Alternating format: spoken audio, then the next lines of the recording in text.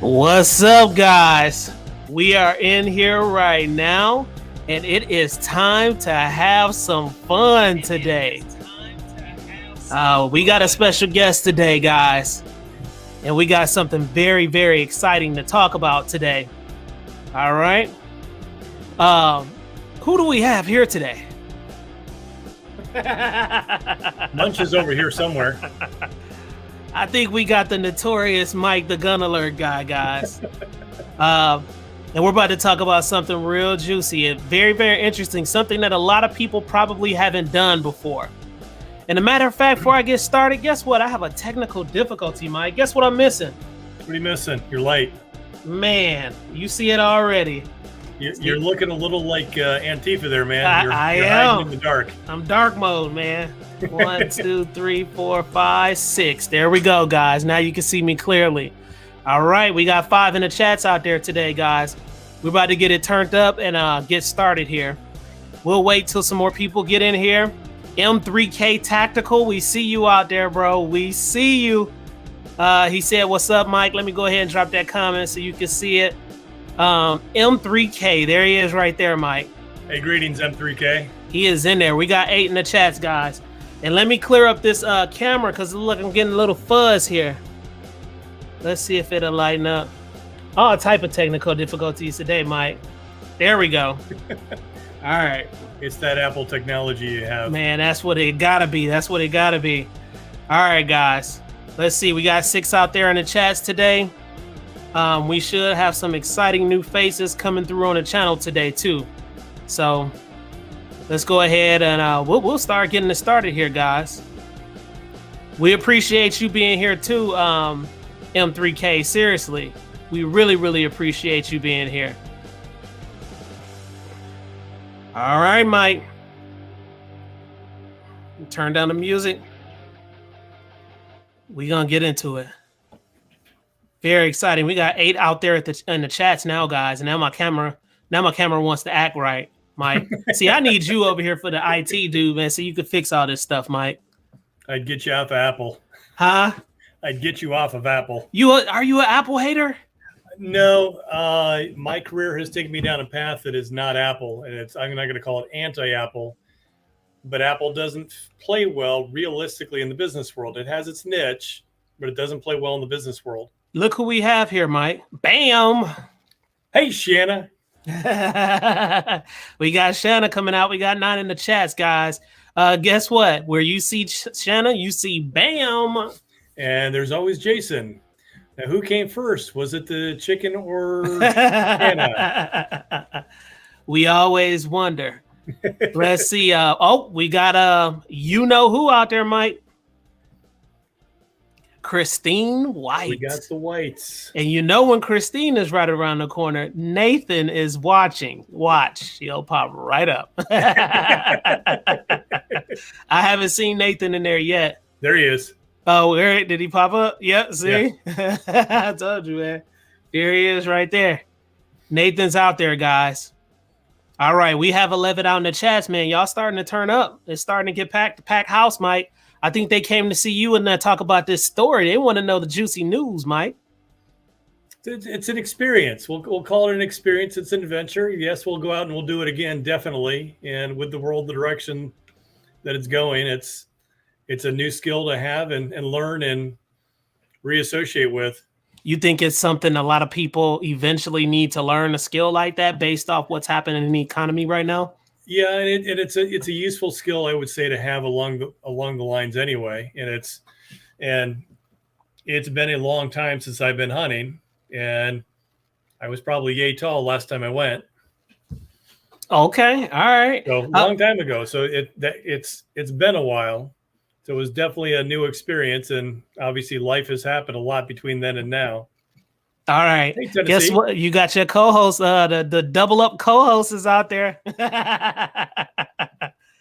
All right. And Christine posted something here, Mike. She said, Ivan, don't forget the pictures of the hand-me-downs. Okay. All right, for sure. Most definitely. Remind me, Christine, because you know I forget a lot of stuff. So please remind me. Let's see who else we got out here. They're just saying what's up to everybody. Oh, they're showing some love out here. All right. We still got 11 in the chats. Okay. So I don't have to drop a link out there. Unless Tennessee Goddess, if you do want to join us through the conversation, then let us know, and we'll let you in. Just drop it in the comments, and then we'll let you in. But we're gonna go ahead and get started here today, guys. Now, Tennessee Goddess, I'll send you the link. Oh, very good. Yeah, you'll have to type it in, and then you can join right in. You should be able to join right in if you want.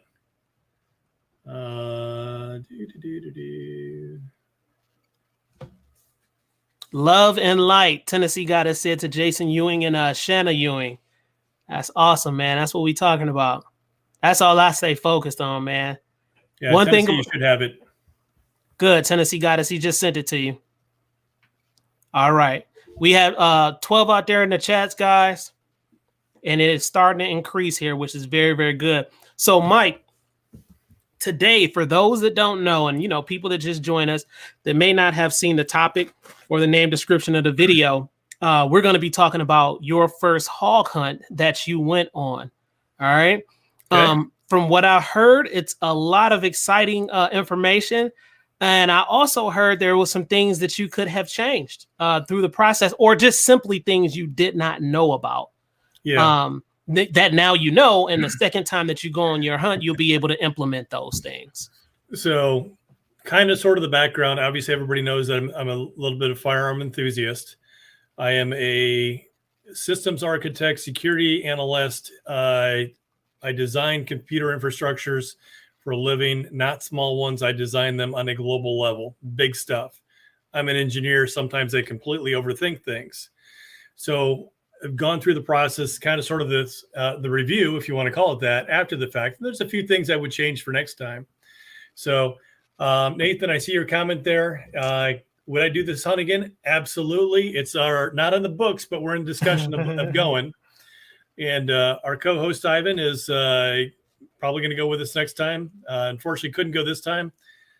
There was not the space, and I actually took the last seat to go. So anyway, so Ivan, first tab, if you would. Oh, okay. Let me pull it up.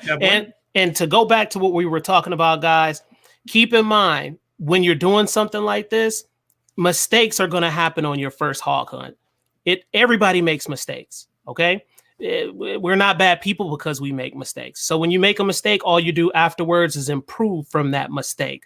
So that's what this thing is all about. I'm gonna go ahead and pull up this first tab for you guys. Which tab would you like me to pull up? Is it the Archer City? Yeah, tab 1. Okay. So at the end of the day, there's a really good friend of mine. I've known him for about 25 years. I'll call him Jimmy. Jimmy's my buddy. Jimmy called up about a year ago and said, let's go ahead and do this hunt. And so finally got it on the books and got it going, and pieces, parts of it, get this firearm, get this ready. This is the equipment that the basic equipment that you're going to need, and we'll go from there. So hop on the road. Jimmy lives south of Dallas, a couple hours. So make the trek from Nashville to Belton, Texas with Munch.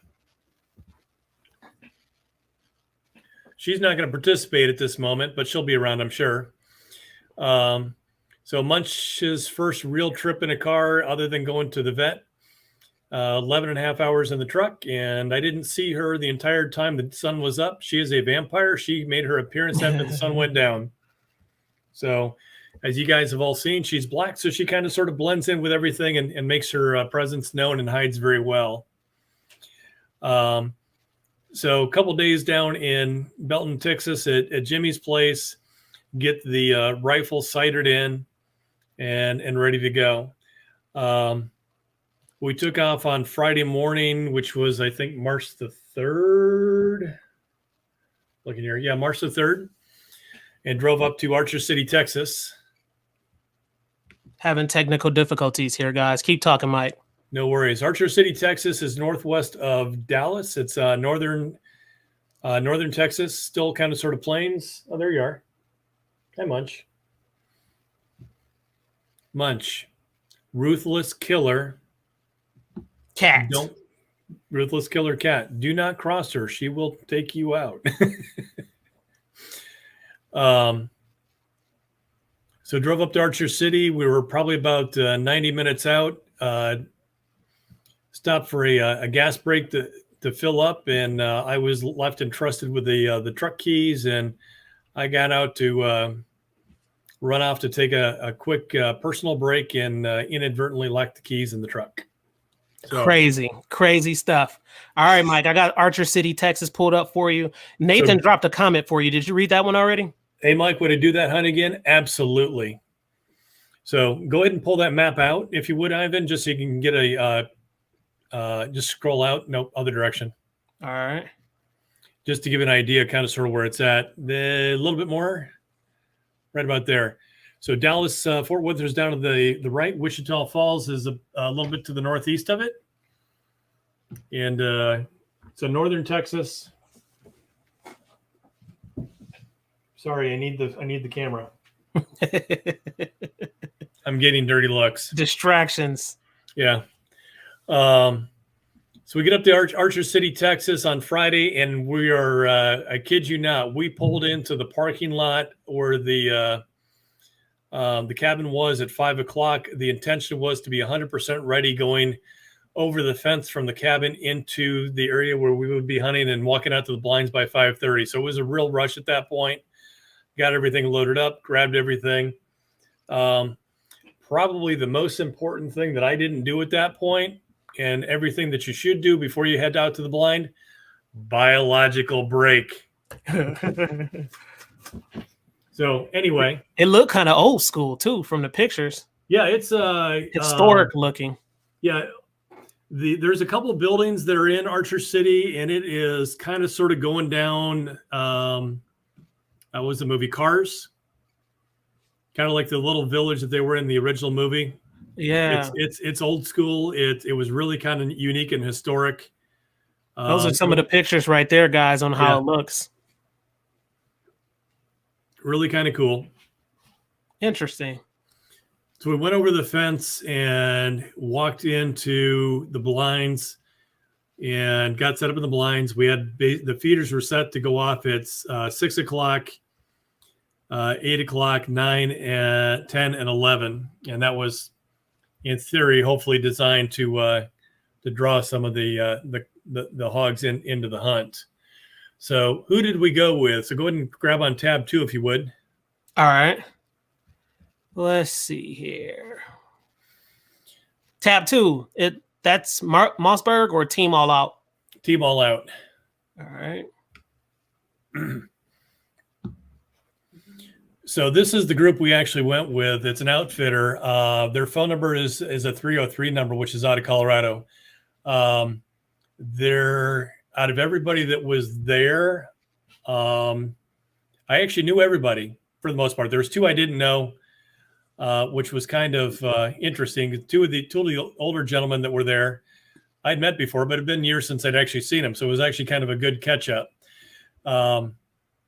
Dave, who kind of led our group and not only provided the leadership and putting everything together, was also kind of sort of our guide. So that allowed us to not have a paid guide on the hunt. Okay. So just because we are also cars and coffee and guns and technology, Dave is a car guy. Dave is a tire guy. Yes. And Seeger's daughter was with us.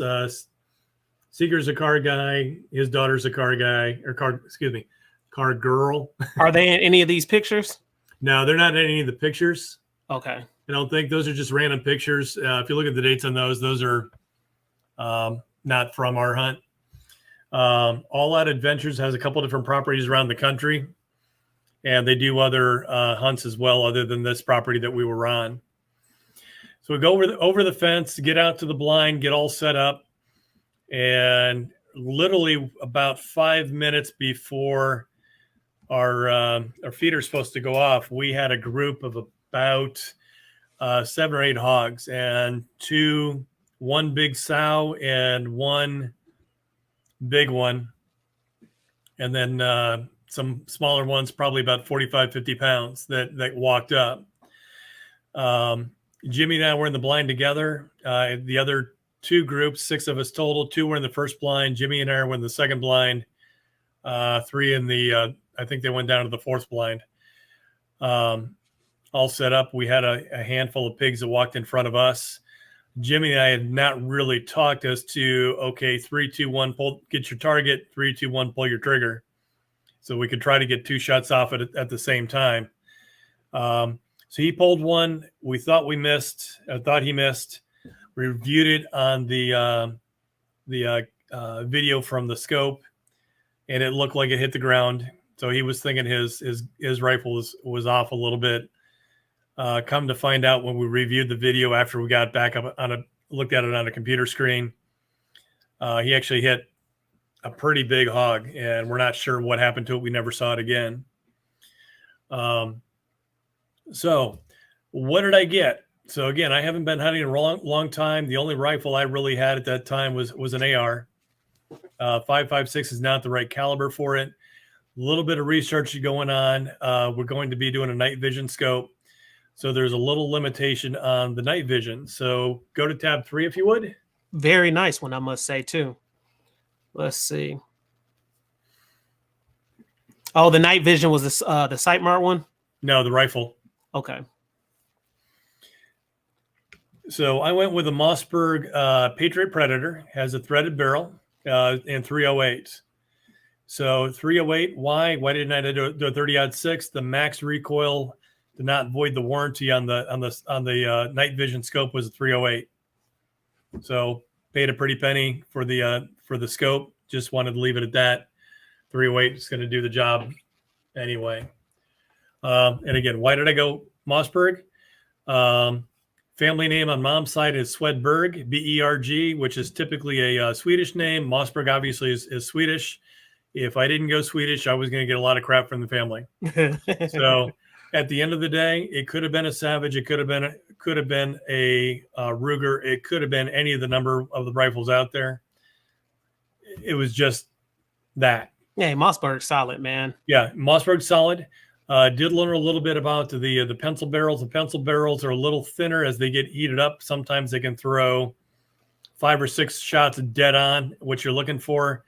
And then you'll have a 6th or 7th shot that's somewhere over here, some drunk dude that's not even anywhere near where you're aiming. And pencil barrels on rifles sometimes have a tendency to do that. Hey, good evening, Mike. Welcome. So that's the rifle I went with.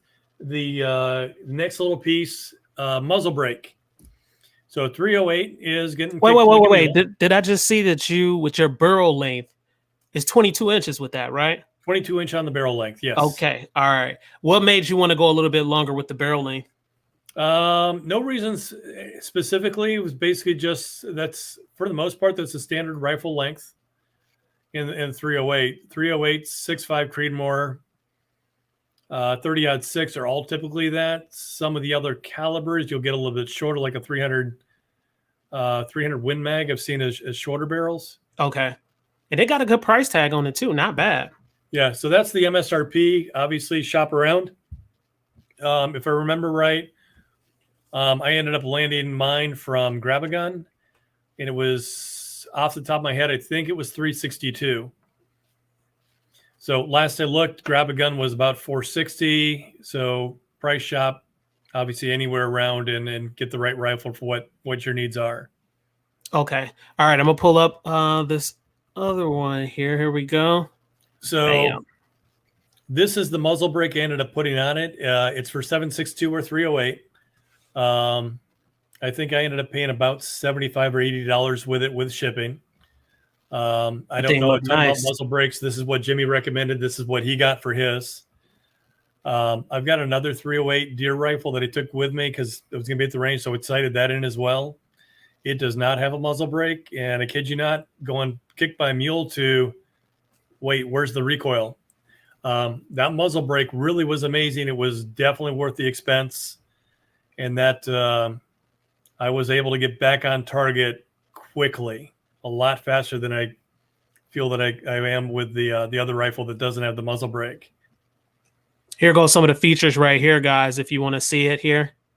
The finish is black nitride. The surface hardness is 68 RC. The caliber is 7.62 millimeter only. The thread is 5/8 by 24. The weight is 2.6 ounces, and it includes a crush washer. Yeah, and with the putting it on, I basically used an AR wrench, and then once I got it kind of sort of where I wanted to torque it down just a little bit for the spec, and just a little bit of other tension. I was a little OCD, so the logo, if you go to another picture, yes, that is on top.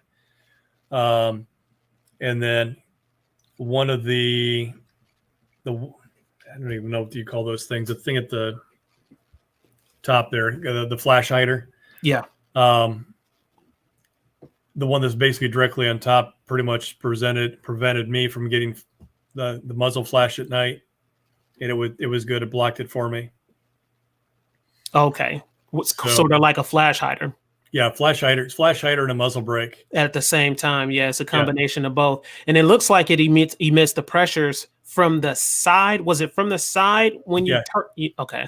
Yeah, it definitely goes to the side. Jimmy actually had his completely turned upside down, so he was actually having a little bit of muzzle flash, but still was ejecting to the side. His was basically just 180 from where mine was. Okay, did you pay that $94.99 price for it, or did you get a little bit cheaper? I got mine from Optics Planet, and if I remember right, I paid about $80, and that included the shipping. Okay, so you got a pretty good deal on yours. So I ended up buying another one for a 5.56, and I put it on that AR that I built as well, and that was interesting. Shooting that with my SIG tread next to the AR that I built, and again, the recoil's gone for the most part. It was well worth the expense. So it was that noticeable? Like, did you really? It was huge. Yeah, it was definitely noticeable. Dang. So going forward, if I buy another rifle, I'm definitely going to look to these guys and get a muzzle brake, or do some research and get a muzzle brake for whatever caliber I've got. Yeah, I think I'm gonna roll with them when I get mine. So yeah. Okay. Awesome. Okay, so bring up another tab and go to Sightmark, if you would. All right. Here we go. Hopefully this computer lets me do it. Yeah, just go up to the address line, sightmark.com, and I can walk you through. All right. Nope. That one? Nope, go. No. Hang on. You're fine. Your IT security analyst is saying you're fine. Click on advanced. I don't want to do that on live right now. No, you're so what I'm gonna do, I'm gonna go ahead and just go to images, and hopefully we can pull up something from there. I just don't want to do that. So Sightmark Wraith. Hang on one sec. I accidentally pressed that. Oh.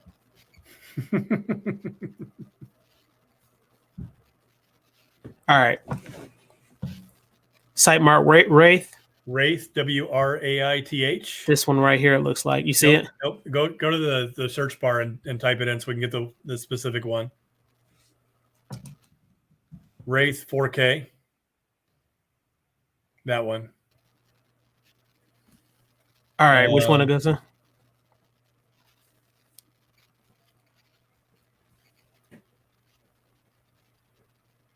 You're killing me because I have to squint. You want me to blow it up? The middle row, the one that's got the 4 days ago link on it. So right below where your mouse is at, right there. This one? Yep. So Sightmark Wraith, let me pull that up on mine so I can at least, I've got it over here. Couple of the specs, there's two different versions of this one. There's a 2:16 by 32 and a 4:32 by 32. Went with the 2:16 by 2:16. And that was plenty good. Most of the hogs were within 50 to 75 yards from where we were at, and that was where we were going. What's included in the package is a 850 nanometer IR illuminator, and that helped to really light things up at night, and that thing was good to about 300 yards. That's sweet. So the one thing that I need to call sight mark on is that little flip cap on the front. You flip that open and that entire cap just drops to the floor. So it's not hanging around like it's supposed to. Here we go. I have some more. Maybe I could pull up. Yeah. The one thing I did not do is the little viewer. This piece? Yeah, that piece, whatever you want to call that thing. Yeah, it kind of extends, it looks like. Yeah, the eyepiece, and it's actually designed so as you're looking at it, you can still have, let's say, your left eye set still for darkness, or your right eye basically looking at the little viewfinder that's in there. It's actually a little TV screen that you're looking at. It's really, really kind of cool. That's sweet. And it records too, right? Yeah, it records too, and it records audio, audio and video. And let's see here, 300-yard night detection range, night vision mode, daylight color mode, and it actually flipped to night vision mode all on its own. So as soon as it sensed that it was dark enough, it flipped to night mode. It's got a built-in 4K video recording with audio capabilities. That is super sweet. Was it pretty crispy and clear at night, though? Yeah, it was very crispy and clear, even at night. So the only issue we ran into is Jimmy's IR light was having issues, so we went and bought another one. His was a little bit more powerful, and if I had mine on and they crossed, basically I was just getting blinded by both of them on at the same time. Mm-hmm. So for the most part, I ran with mine off, and I could see what I needed to see. It runs with 2 batteries. 2 CR123 batteries. What we discovered is you need at least 1 spare pair, and depending on how long you're going to stay out there, I would recommend at least 2, possibly 3 spare pair of batteries. They lasted a long time. We were running them pretty constant, scanning back and forth within the environment, just looking for hogs, even out at a distance. We could hear them every once in a while, but then turn the IR light on and go for the view. Now, this piece right here, what did this connect to? That would actually connect to the Piccaninny rail, or the Weaver rail, and all that basically is. And you can actually take and lock that in, sight it in, even if when you're sighting your scope in, you'd have to go back at night and sight it in. I didn't tighten the light down. I wanted it left a little bit. I was actually able to take and move the light a little bit with my left hand to expose some areas without having to move the rifle, creating an additional noise. I'm looking to see what the weight on that thing is. It was not heavy. Here we go, specifications. So yeah, because in the picture it looks like it's heavy as hell, but yeah, it's not heavy, not heavy at all.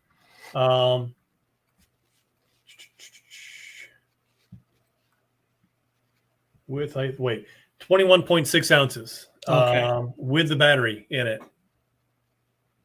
So, and that includes the light. So, 1.5 pounds that it added to the top. Scopes for the most part are lighted. I'm not even sure how much a standard scope weighs, but it did add some weight to it, but it wasn't noticeable. Jimmy and I both use this same Sightmark Wraith 4K 2:16 scope. The other 4 that were in the group had the Sightmark Wraith HD, which is a larger scope, and I kid you not, that feels like a brick. Did it go out further as far as the yardage? No, we had the current version, and they had the previous generation. Okay. So ours would go out about 300 yards. I think theirs would go about 200. Okay. But the setup was kind of sort of the same. So that was basically the hunting setup. Now, walking into an area basically where there's hogs, there's also rattlesnakes, diamondbacks, you name it. Those are kind of fun. We didn't see any rattlesnakes. I'm kind of happy about that. And even hunting in general, you do want to have some sort of a backup. So let's have a sidearm. So bring up the Sig Sauer. Okay. The gun? Yeah, the M18. All right. Let's pull that up here.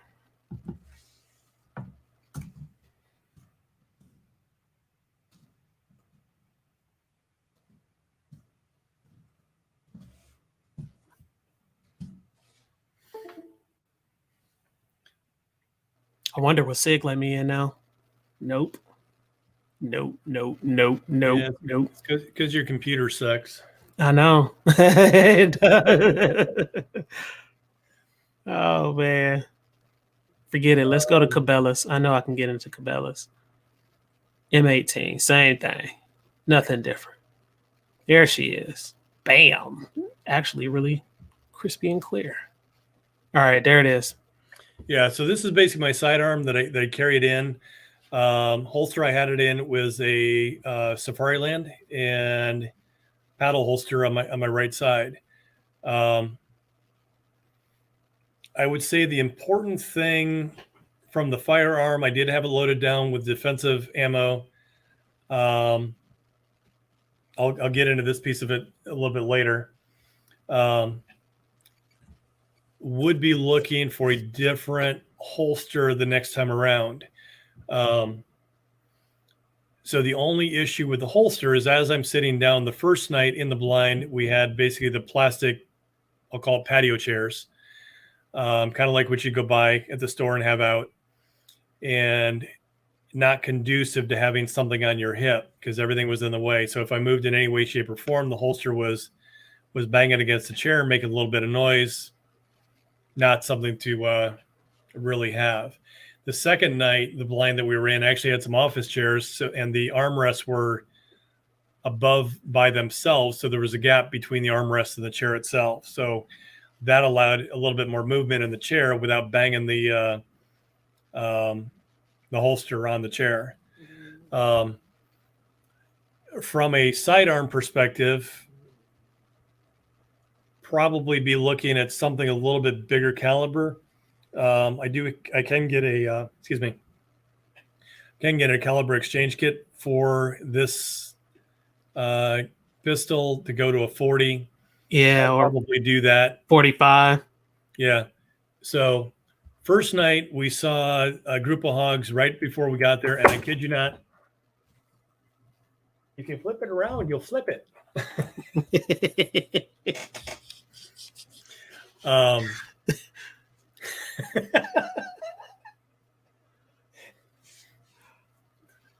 She's here flicking her tail like, why did you do that? Nah, she video bombed you on purpose. That's what that was about. She said, I'm going to get him. So the first night we basically saw a group of hogs, probably about 5 or 6 of them just before the feeder went off. Unfortunately, that really was all we saw all night. We went into the blind. We were in the blind about 5:30 or about 5:40. We were in the blind. Saw those guys a little bit before 6 o'clock, and that was it. So I'll go back to my earlier comment about not taking a biological break. Those are important things to do. So about 11:15, we still hadn't really seen anything. It's like nature's got to go. So that was pretty much it for the night. So we called it, went back to the cabin. The first group called it. The group that was in the third blind, Dave as well as Cole, got their. They actually did get a hog. It was about 45-pounder. Was that the big one that I showed that night? No, that was actually from the first night. So the two that you showed the night, that was what Jimmy and I got, and then Jimmy's hog. Okay. So I don't have any other pictures of the other one. So fast forward to Saturday, we get up and go get a couple of supplies. One of the important things for me, to be flat out honest with you, was something for biological issues. A $1.25 water jug, even though you're dumping the water out from Walmart, will do wonders in a blind if you got to go. Sorry, ladies, there are some tools that you can possibly use to attach on top of that to make it useful for yourself. But since I'm not one of you, I don't know exactly how that's going to work. So for people who don't know what a blind is, explain that to them, because we got a lot of new people that come to the channel. What's up, Saga? We see you out there, Flemingwood. So basically a blind, and let me see, I think I've got a picture here I can kind of sort of hold up. So the blinds that we were in literally were just kind of sort of a little white hut. Not a whole lot of room to move around. The first night we were probably about 3 or 4 feet above the ground. Is this right here? These It's little kind of the same kind of the concept. Those are basically pop-up blinds. So if you go Oh, to so so something like that. So the first picture there is kind of sort of what the blind was in that we were in the second night. this one right here. Yeah, the first night basically the same thing, but it was only about 2 feet off the ground. I see. So it looks like you can just stick the gun out one of the little window looking thingies. Yeah, so basically we opened the windows. We actually took the window out, and that gave us a little bit more room to maneuver around. So I sat on the left window both nights. Jimmy sat on the right, and the way that we were both setting up, I was sitting on the left, but I was shooting right, and he was sitting in the right, and he was shooting left, and that was just the field of view, and that made it easier for both of us. Okay. So one of the important things I took down with me was a blind bag. Interesting. Search for Caldwell, Caldwell.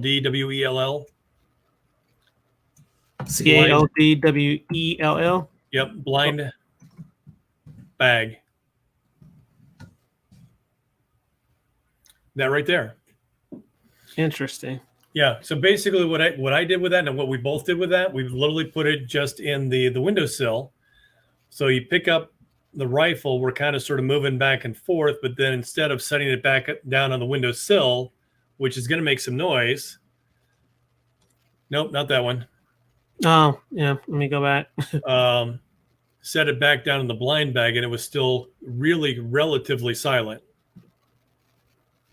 They are not letting me in anywhere. Well, they get the gist. They see the back. All right.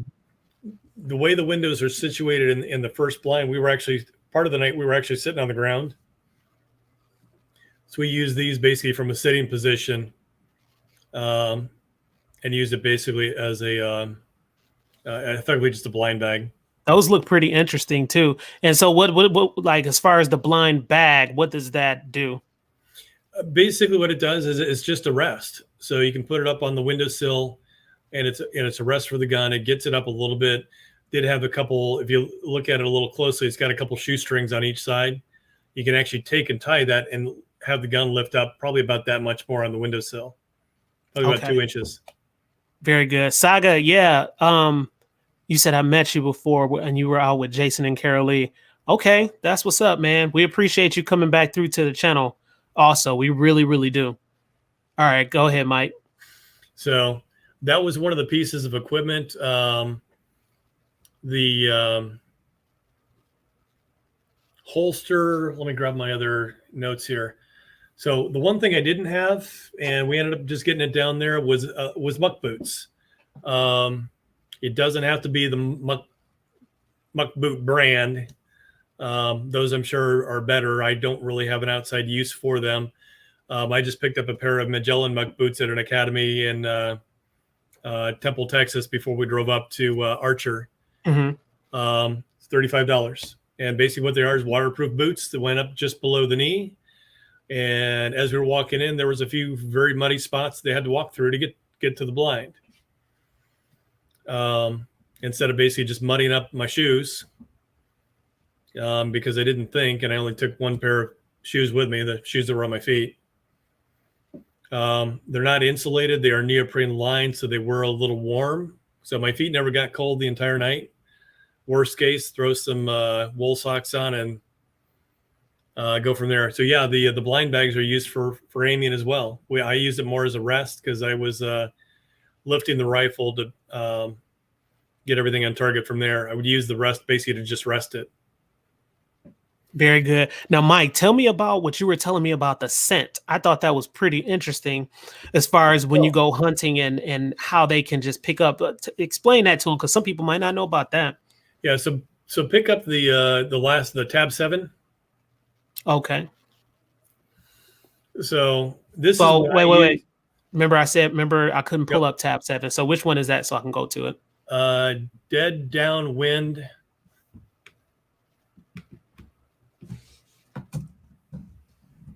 WIND? Yeah. Okay. That's it? Yeah. All right. So just pick that.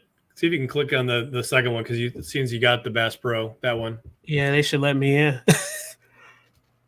Yeah, there we go. So something like this. I picked mine up. I think I got the kit that is below this one.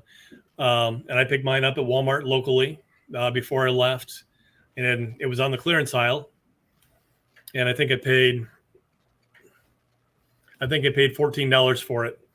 So basically what's in there is no scent deodorant, antiperspirant deodorant. Oh, snap. That's crazy. There was some laundry detergent in there to basically wash your clothes that you're going to wear. Had basically dryer sheets and get rid of that static cling still, but essentially not put any scent into it. I'm trying to think what else was in there. And there's also a spray bottle with, I'm trying to think what that stuff is called, decenter. Mm-hmm. And basically, before we went out, probably at the first night, 5 o'clock, the first thing we did was basically sprayed down with that to eliminate any scent that we had on us to go into the blind. So animals have a lot greater senses in some aspects than we do. One of them is sight, one of them is sound, one of them is so smell. crazy. Yeah. Crazy.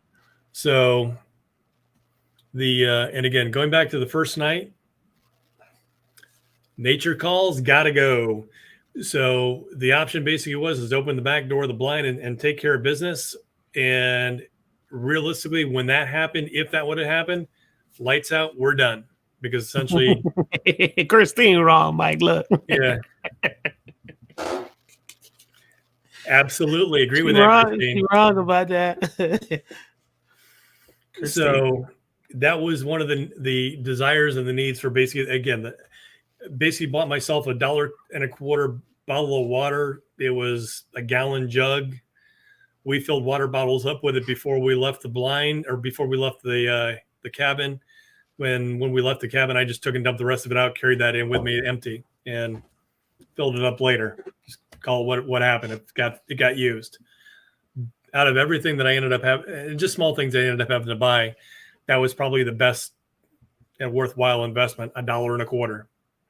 Yeah. Did you pay this much for this when you? No, I got mine at somebody had thrown. I live outside of Nashville, and the local Walmart, somebody had actually thrown up that all their hunting stuff was on clearance. And I just caught that in the picture. So I went down that morning. It's left the house, and it basically got the kit that's one below that. Retail price on it, I think, was $30, and I paid $15. Oh, that wasn't bad. That was pretty good. Yeah, it wasn't bad at all. And I got everything I needed. The only thing it didn't have on it was body wash, or body wash that kit I think has is body wash and shampoo.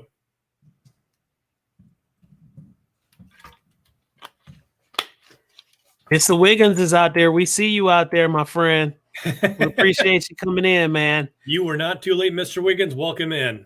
Mike is explaining how he popped Porky Pig out there. So, can you get to gunfightersinc.com? Let's see. Gunfightersinc.com. Here we go. Let's see.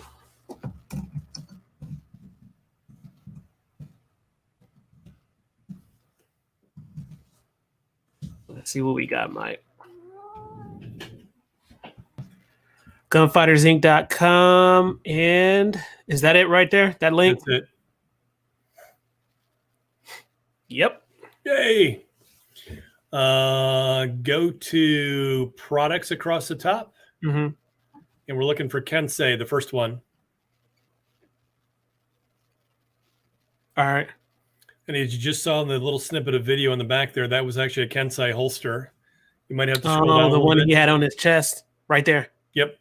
So that's a Kensai holster. So that's actually what I'm going to acquire before I go hunting next time. So firearm is readily available. It does have an attachment that I can also put a backup magazine.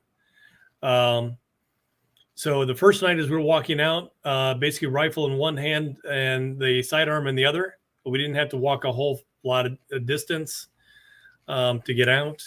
And we actually didn't hear any hogs.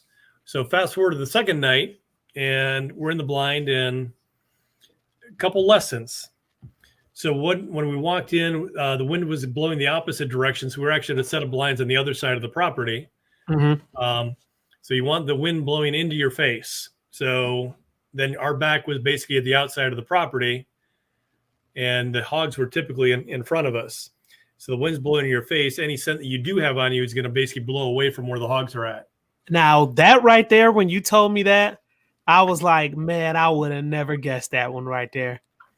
And second night, Jimmy and I won the rock, paper, scissors contest, and I wanted to go the furthest away blind, the furthest away from civilization, if you will. And we won rock, paper, scissors. And let me rephrase that. Jimmy won rock, paper, scissors because I was taking care of business before we headed out. And we got the far out blind. Mike just dropped some for you. Yeah. Saw one where a guy built a freestanding closet for all of his hunting gear. It had an ozone machine to eliminate odors and dehumidifier. Yeah, I've seen those too. That's kind of sort of a thought. The downside is if I go do this again, I'll be traveling down to Texas, so it's going to get exposed. So what I did when I went down there, anything I wasn't going to hunt with, we basically just did laundry at Jimmy's place before we headed out, and then put it in descented plastic bags. So yeah, absolutely, Saga, stay downwind, and that's what we did. So lesson learned day 2, when we walked in, Dave and Cole were going to the first blind. They were up and over the fence first. And then Seeger and his daughter Jess were in blind 2, and Jimmy and I were in blind 3. So Jimmy and I went over the fence last, and we dropped Cole and Dave off. And Seeger and his daughter, right as we were approaching where they're going to turn off to walk into their blind, there were 5 hogs bedded down. All of us have scopes that are electronic. We did not have them on. Jimmy and I both had bolt actions. Both of us had a Mossberg Predator, Patriot Predator. Pretty much virtual identical setups. His was a different part number on the gun, but it was basically the same setup. Everybody else had an AR platform. Seeger and his daughter had 6.5 Creedmoor, and Dave and Cole had 308s on an AR platform. So everybody else was semi-auto. Interesting. So Seeger couldn't get the scope on fast enough to get a target on before the hogs took off. Remember, ladies, men cannot find milk in the refrigerator. We don't always think everything through either. Jimmy and I didn't think this through. So as Jimmy and I are walking up to our blind, neither one of us have our scope ready. We're both still on safety. Oh, and there's 6 hogs bedded down right in front of us. Dang. And we were quiet, walked up, and we both kind of stopped, looked at each other, dropped what we had in our hand, got the scope, got the gun up, and both of us got a shot off without the scope. We didn't hit anything. Are they fast? Are they fast, Mike? Oh, they're fast little boogers. Really? They will charge you. They didn't charge us. They were going opposite directions. But they basically split off in 2 groups, went 2 different directions. So my intention for next time we go is I'm actually going to build an AR-10 308. And I'm going to use that in addition. I'll have my sidearm to carry with me in the Kensai holster. And what I'll do is I'll get a backpack sling for my bolt action. I'll have the bolt action in the blind. And I'll have the AR to actually walk in with a red dot, sighted in, and on.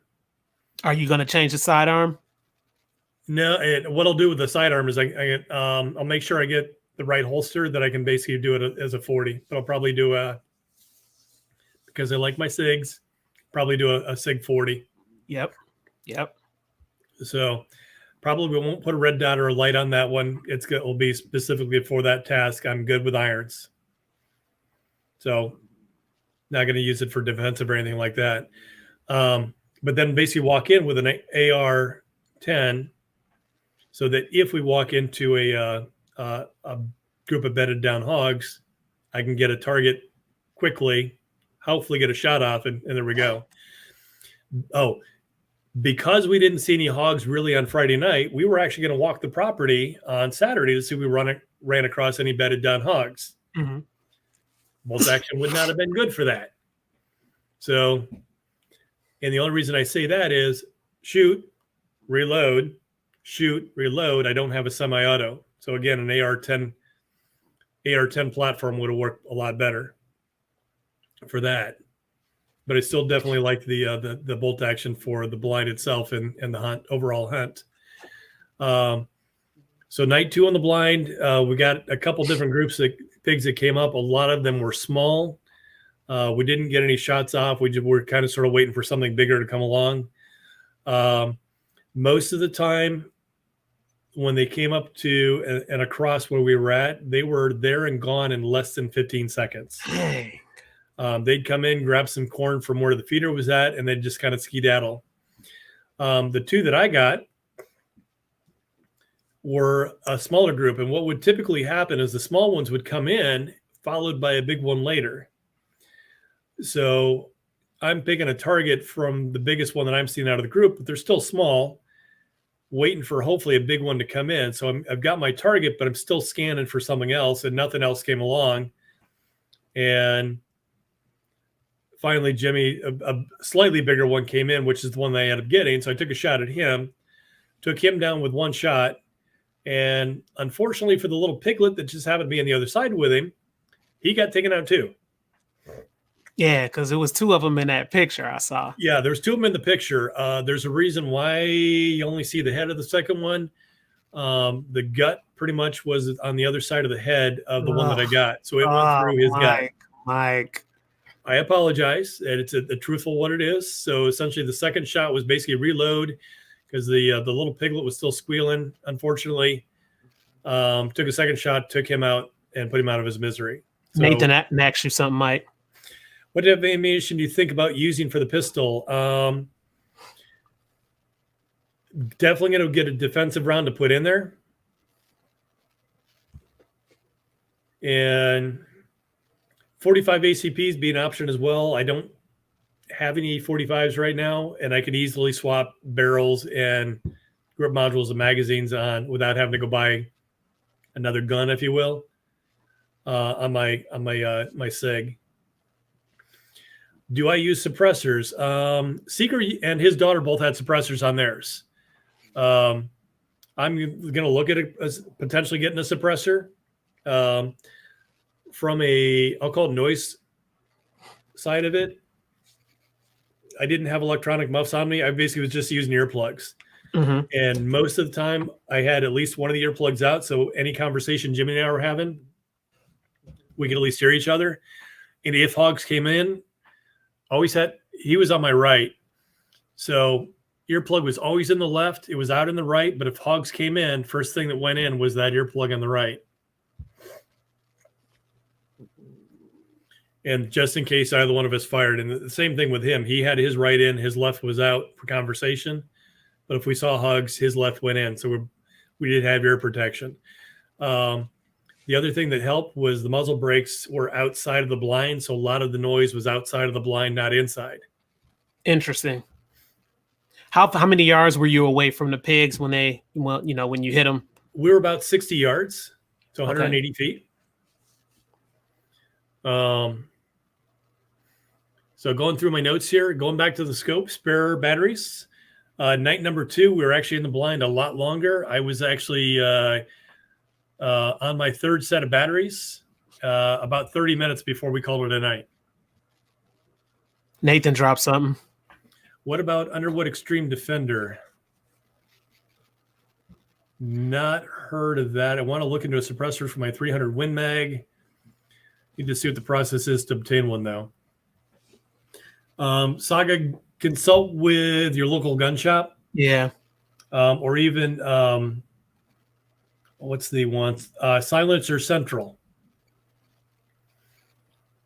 So things that Ivan and I have touched would be was it dead air silencer? Yeah, dead air silencer. They're silent. Those were pretty good. Those are solid. I'll call them premium. There was a gentleman that was down there at the range when we were playing at the range on Saturday morning, just shooting. He brought in one from Huck. Let me look it up here real quick. And it's a video too, guys, that I have posted on the channel. Dead air. If you go to the videos, I actually have a full video with dead air in there explaining everything about the silencers and all type of stuff and how they have different silencers for different calibers and stuff like that, different type of model guns. So, I mean, he went through the whole thing. It was a pretty good video. I love that video, actually. Sig was there too that day. Mike, Sig was there, right? Yeah, Sig was there as well. Yeah. Mr. Wiggins dropped something for you. Do you like B&T? What is B&T? B&T silencers? I'm going to pull them up in a few minutes. Oh, I haven't even heard of a B&T. I'll pull them up. Yeah, the one that I've got access to discounts apparently is not in my... Carolee said, look at Saga. They'll take a look for Saga. Huxworks, that's it. Huxworks. So there's a guy that was there that had Huxworks. Huxworks is kind of interesting because essentially it took all the gases and expelled them straight out of the front of the suppressor. And everybody keeps saying Saga. Joe Vacu said Saga too. Okay. Yeah, I'm not opposed to anything. So, I haven't gone down that game yet. Huxworks was the one that he had it on an AR-10 308, and there were two ranges. I was actually at the other one, not that far away, and he shot that off, and it was really, what was that? Because it was just a thunk. Oh, wait a minute. Wait. Carolee said, no, Todd Saga to watch your video. Oh.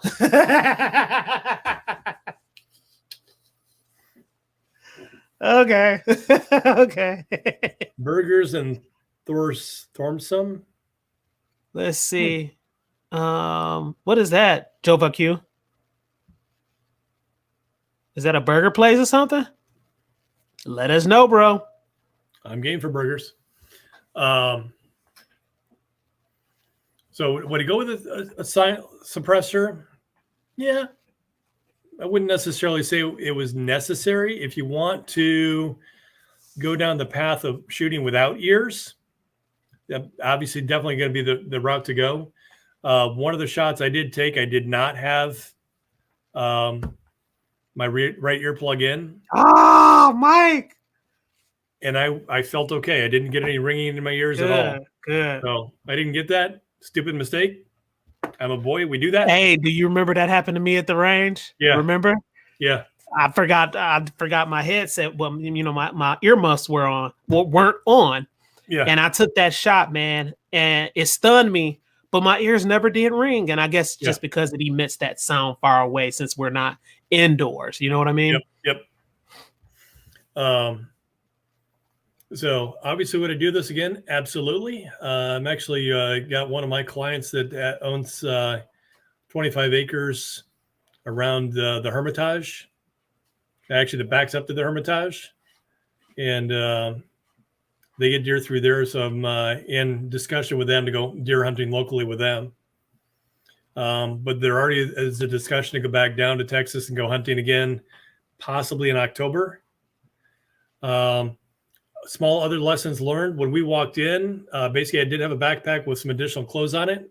I walked in a t-shirt, and I walked out with a sweatshirt and two fleeces and another coat over the top of that, and just slowly layered over the night as it cool off. You liking this, Reese? Give him his props, Mike. Give him his props. Reese, we're liking this, man. So go ahead, Mike. Yeah, part of one of the other things we were going to do here is I was actually going to show the pictures. Ivan showed them a couple of weeks ago, and actually have them up in the something a little bit more visible instead of taking the phone and doing that. I know. But the two hogs that I got, the big one was about 45 pounds. The little one, not a clue. And the one Jimmy actually walked by about 30 minutes after I got my two, and he was just under 200 pounds. Those things be big, man. They're big. And when we were walking out, we left the rifles the second night, leaned up against the blind. Agree with you on that, Jovaque. What was interesting to me, and again, shooting the because I had my two 308s, one with this muzzle brake, one without. Definitely agree with you on that. The one that had the muzzle brake on it, what recoil? Honestly, it was 90% gone. I can't wait to get that on mine. Yeah, it was. I was impressed. So I was able to basically get on shot, and the video clearly shows it. Basically got the shot, and I'm already there. I'm maybe an inch off of where I started. So even if you put a silencer on, whatever the case is, and you take the shot, they're still going to be spooked regardless, though, right? Oh yeah, they're going to hear the noise. Yeah. Small important lesson. Again, learned this night number 2. So the first hogs that went by, safety's on. Take your thumb and press it forward. Guess what? It makes a nice loud noise. Hogs, bye-bye. Gone. So learn the ability to basically take, instead of basically using your thumb and flicking it up, pull both fingers up and very slowly and carefully push it forward. And then it was really kind of a silent click, if you will. It didn't really reverberate outside of the blind itself. Underwood Ammo Extreme Defender 9mm 90 grain, 1,400 feet per second. That Pilgrim is a Pilgrim plus P. Man, Mike, they lighten up the chats, bro. It's hard for me to keep up. They throwing these comments, Mike. We got to catch up. They are dropping them tonight, boy. So going back to Brandy, who was we were out here one night from High Caliber. We were over there one day, and I picked up a couple boxes of Pilgrim ammunition, 9mm plus P. 65 grain, I think. I'm looking it up here real quick. The Shaggy Rifleman said, I've also been trying to shoot from different positions, hitting a 1-inch target from 75 feet through a 5-inch window of opportunity with a BB gun is just so freaking satisfying. Yeah, I could definitely see that. I think this is what I've got. It's 50 grain. So 50 grain plus B. I kid you not. I loaded the magazine up with my 124 grain and the 50 grain. A lot of weight difference. I'll take it. But I took and I loaded up the magazine with 7 rounds, 2 of my Browning 124 grain training, followed by 2 of my V-Crown 124 defensive, and then the 2 50 grain plus P Pilgrim. And I shot them slowly, back to back. And the 3 that had the least amount of recoil off of them, the 50 grain plus B, I was impressed, really impressed. Mr. Wiggins just dropped one for you. Know he's VIP. What boots do you recommend? If you want to spend the money, go ahead and buy the muck boots. The muck boots are probably about $110. I ended up getting basically just the Magellan, flavor of the muck boots. Then I paid $35. Coy, we see you, bro. When you come through, you know we see you, man. Appreciate you coming through, man. Wish you come through more. But I don't know. Maybe one day, if I had 2 million subscribers or something like that, I'm going to have you on, man. We'll have you on most definitely. We got to get you on the show, bro. I got to get you and Jovaque on the show. I think that'll be a smashing day. So, camo, didn't have any. So we were in a blind. And, that's surprising. You didn't do the little leave things too? I'll be seeing people. We're in a blind, basically looking through windows. So Interesting. don't need the blind because we're not hiding in the grass. We're not hiding in a tree. Right. Right. So it didn't necessarily make sense. Didn't really need it. I was in jeans with a t-shirt and then layered sweatshirt, fleece, and windbreaker jacket. We got the You're youngins in welcome. here, Mike. K Lappin. Remember Hey, Lappin, welcome. They crashed my Lappin. party last. The boys crashed. That day was slick. I love them dudes, man. I saw them at Cars and Coffee, Mike. Yeah. So overall, it was a really good experience, and there are people that I've talked to. Mike, you see it? Oh no, you don't. My fault. Nope, I see it. I see it.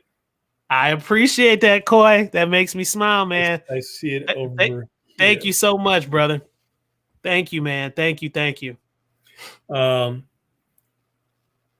Again, I haven't been hunting since I was yay tall. I'm sitting down.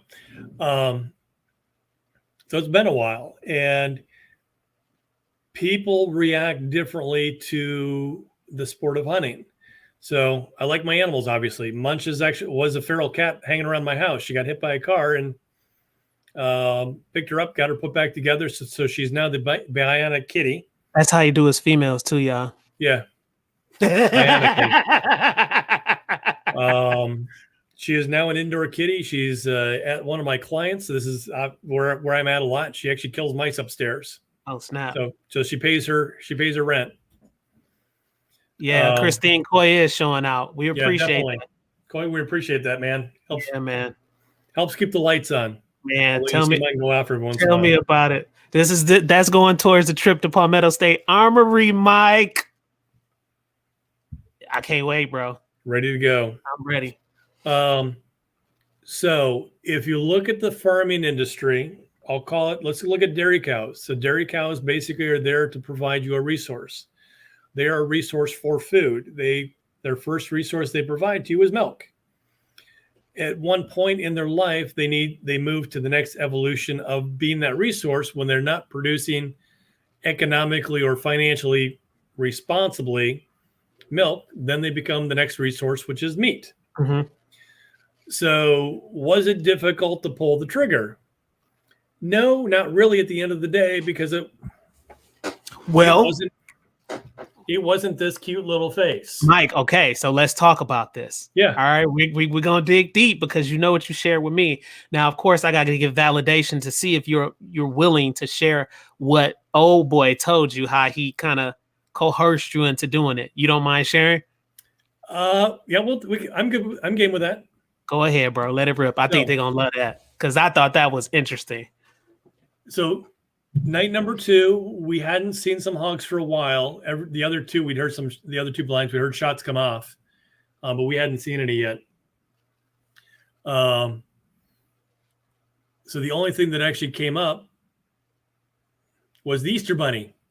So we've got an Easter bunny that's hanging out underneath the feeder, and he's about 60 yards out. And so lighten him up with the scope. And again, I had not been hunting in a long time. Jimmy was not sure if I was going to be able to pull the trigger. So I've got and again, fingers not on the trigger, safety's not off, or safety's still on. Just kind of scoping back and forth, looking for something. And Jimmy looks at, all I hear in my right ear is, "Take the rabbit out." And actually, this so messed up how he did that, Mike. This was the shot that I did not have my earplug in. Very interesting, though. So it took him, and I'd already had him. I was actually the gun was resting on the blind, and I was just kind of resting there watching the bunny just kind of sort of do his thing. Mm-hmm. And Jimmy said, take the bunny out. In less than 2 seconds, that trigger was pulled, and that bunny was down. Golly. So it was a resource. So, did you hesitate, though? No, did not hesitate. Be honest. There was no hesitation. So basically all it was at that point was basically breathe a little bit, make sure the breathing's under control, pull to the wall, and pull it through. Mm-hmm. So the bunny got taken out. The shot hit him in the head. So he was out. Sorry, kids, Easter's coming up, but I'm sure there's going to be another one. The bunny basically was taken out pretty quickly, and when we went out to basically pick up the hogs, because the hogs came later, Dave took the bunny and actually skinned the bunny and took the bunny meat. So there was all the meat was there for the bunny. So he was used as a resource. He was not left. Coy said, "What hit them with a car?" Was he referring to the cat? Yeah. What was he referring to? Probably the kitty. So okay. Coy Munches was a feral cat that was living around my house. She's, if I had to guess, I'd have to go back and look at some pictures, but she's probably 8 or 9 years old now. Ryan crazy. Yeah, man, y'all so crazy, man. That's why I love this show, man. But over time, basically, it was cold, and she was looking a little skinny one winter, so got her truss and basically was feeding her. Well, it came down to every night when I get home in the evening, she'd be sitting on the front porch looking for dinner, and then during the summer months, she'd be there by my side all the time. If I walk out of this room, I kid you not, she's walking like a dog right along on my right side. And she was always there. If I was mowing the lawn, she'd find a little spot where she was out of the way, but she would watch me mow the lawn. If I was in the garden or doing something around the house, she was right there. So she's become my buddy. So I got up one morning and going off to a client, I needed gas, so I needed to turn right. And for whatever reason, I was told to turn or look left, and I see a black fluff ball in the middle of the street. I'm thinking either skunk. I'll be right back. Sure. Be right back, guys.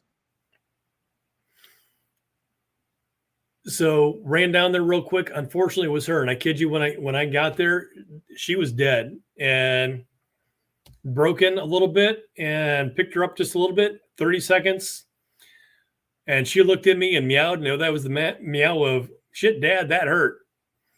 So ran back to my truck, picked up a bin that I had in the bed of the truck, got her in the bin, and I went through town 95 miles an hour in a 45 zone and got her to the vet. We watched her for a couple of days. The vet was kind of watching her looking for neurological issues. And the vet called up and said, I'm good at this point with putting her back together. And vet put her back together. And tell you what, she is a phenomenal kitty. Awesome kitty. Can you hear me, Mike? Yeah, I can hear you. I'm back, bro. Trying to think what else. So when we were walking out the second night, we left the rifles leaning against the blind, and Jimmy pulls out his sidearm, which is a Taurus public defender. So he's loaded up with some 45 long Colts. Carol Lee, that really happened? Hey, everybody let me know in the chats if you could see the see me and Mike, and what's going on the show. I want to make sure we're not having any technical difficulties. Sometimes, Carol Lee, that happens with bandwidth issues. Let me look because I got it up over here. Yeah, at least on my screen over here because I got. It looks good from my end, Mike. Yeah, so I've got the real stream on another monitor here. It looks okay. If it's stuffed sheep named Emily, I'm not normal. I tried normal the other day. Somehow, Shaggy, do you have a love you? Don't answer that.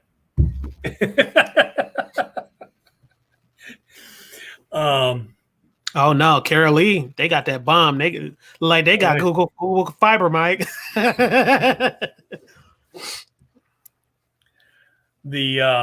So walking out, we took basically pulled the sidearm out, and that's where obviously around in the chamber, safety off. M18's got a safety, so the safety was off, and that's where I was having the thought of, wait a second, a 9mm is just going to piss a hog off. I need something a little bit bigger. So if I have, I'm at some point I'm going to pick up myself a Magnum Judge, and if I do, those things so fun to shoot. The Raging Judge is now out, so I might have to pick that up. But then what I'll do is I'll have that with some big bad rounds in it just in case. Those eyes look scary.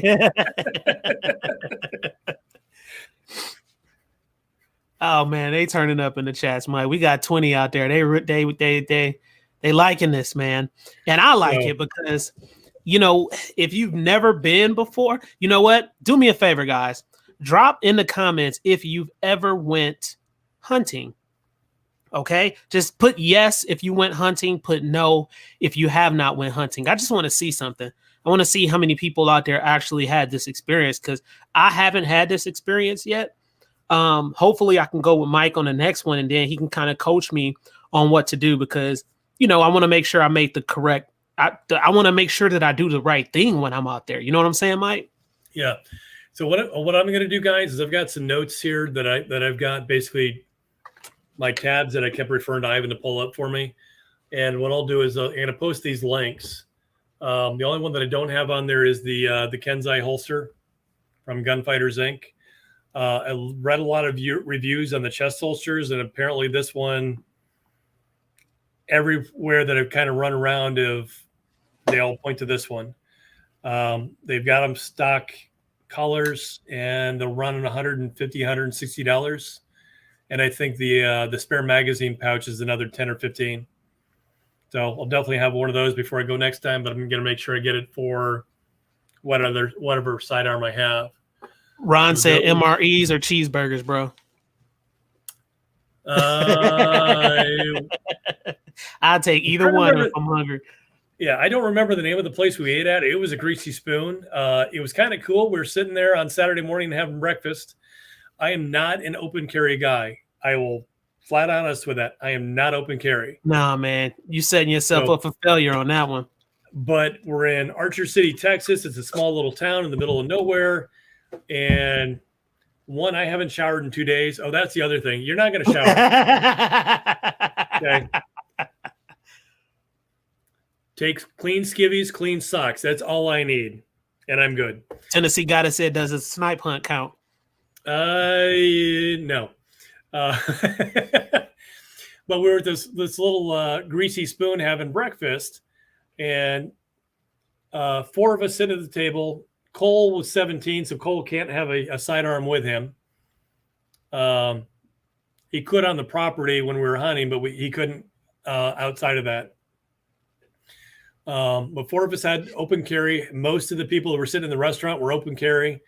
And I kid you not, this couple comes in, and I have no idea how they landed in Archer City, Texas. Both of them have 3 face masks on and a face shield. Dang. And she's looking around, and she looks at him, and they're sitting right behind us. And I hear her whisper, "Honey, it doesn't feel safe in here because lots of guns are sitting around here. I don't know what to think about this."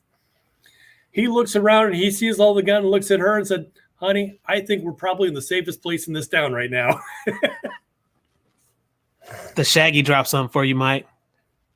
No hunting before, not legally anyway. Hit a hawk a couple weeks ago with a BB gun, had to protect her chickens. That's acceptable to me, Shaggy. You're protecting your property. Neighbor somewhere ain't happy. Dead hawk landed in a car. Sometimes they just fall from the sky.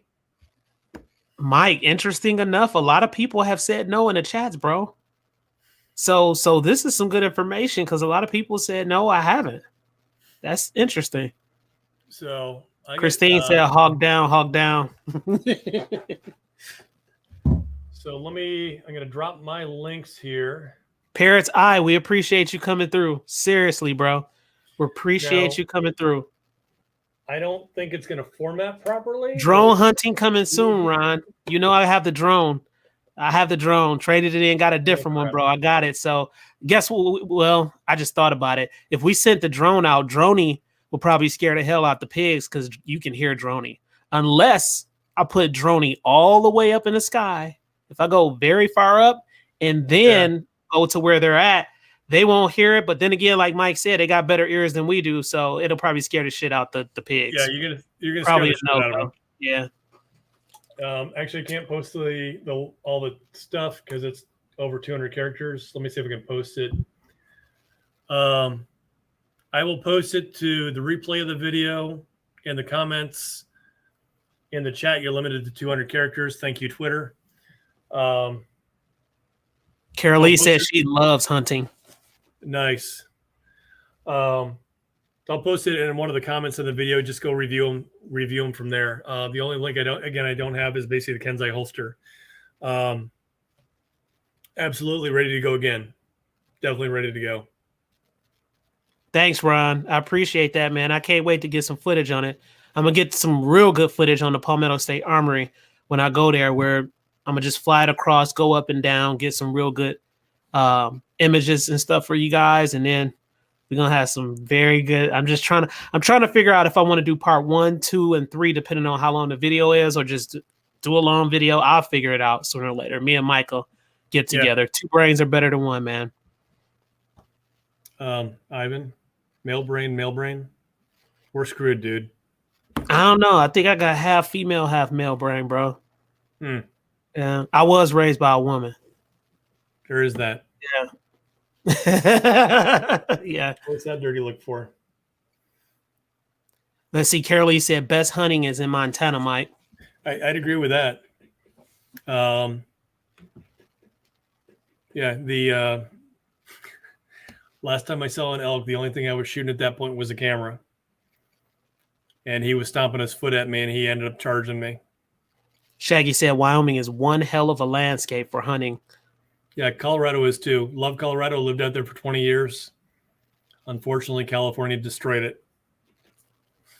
So as long as I don't see people out there, it doesn't upset me. Paris I said it's been over 30 years since my last hunt. Rabbit and turkey were my favorites. That sounds good too. Yeah. So gonna try and deer hunt. Try to hook up with one of my clients around here that has got some property. Go deer hunting with them. And then still just waiting for the date to plan out the next hog hunt down in Texas. For sure, Ron. Yep, that's exactly why I ended up getting it. Just for this, I really want that video to be a good video for you guys.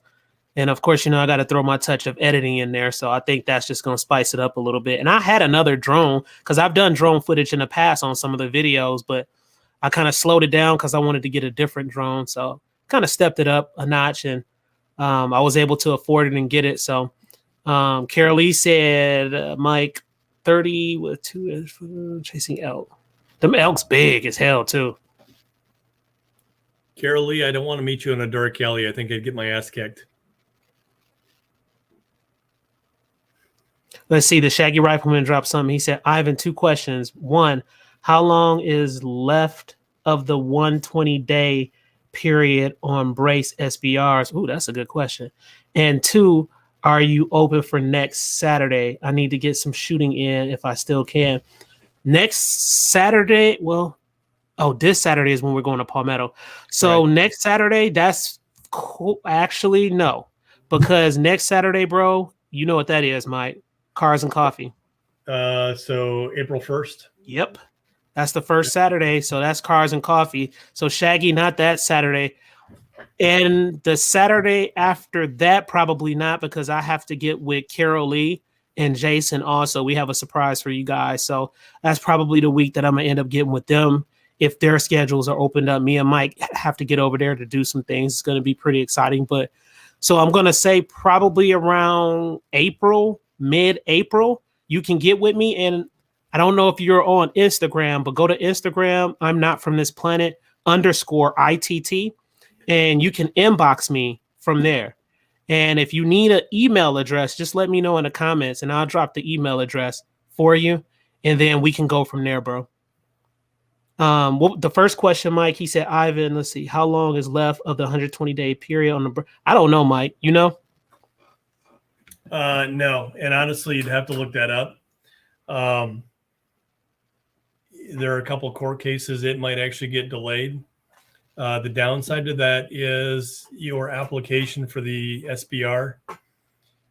The way that I understand it, the way that the Tennessee Farms Association has explained it, if your application is not completed and approved on day 90, it expires and you have to apply again. Interesting. So part of what that is two things. And this is, I'm not going to call it conspiracy because this is exactly what it is. It's a gun registry for anybody who has a short barrel rifle. Mm-hmm. So now the ATF knows where it's at. And if your application's not been approved, they can come get it. Man, they dropping so many comments, Mike. I can't even keep up with the Yeah, comments. hunting out of helicopters is a difficult challenge. A lot of them shoot with It is. full auto platforms.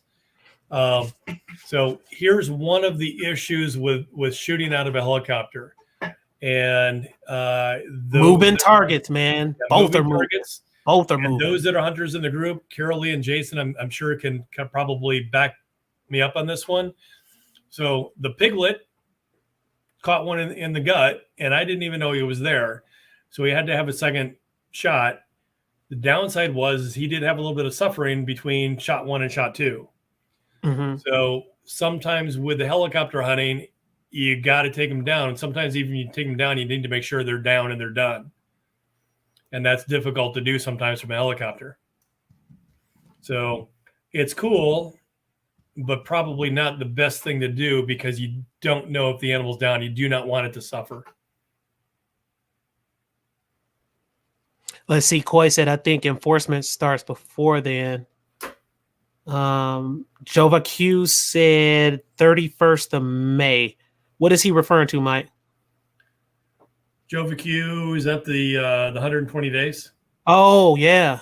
You know he was going to be on it. Grace Yeah. period. Yeah, he's talking about the, 30. Grace So period. that's your answer right there, Shaggy. 31st of May. He's pretty definitive with his information.